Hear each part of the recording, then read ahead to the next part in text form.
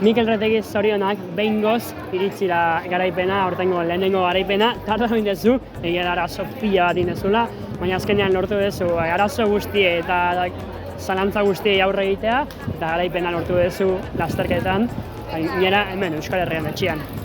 Bai, urte honetan zailtasun asko izan ditugu, eta azkenean zulo horretik edo atera gara eta lortu dugu garaipena, bai.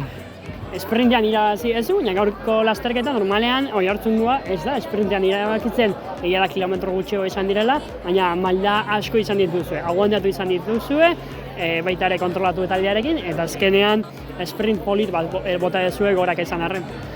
Bai, hori lasterketa oso esplosiboa izan da, denbora guztian gora eta bera, eta eskapada bilatu dugu, azkenean pelotoi guztia llegatu gara ona, eta taldeak kriston lana egin du bukaeran esprina lortzeko. Agustuan hainbatetan ikusiko zaituztegu Euskal Herrian lehiatzen, lehendakari txapelketa bero-bero dugu eta inposatzen hemen garaipenak bilatzea saiatuko dezula, eta baita ere atzerria, Maia Espainiar estatuan eta beste tokietan ere ez.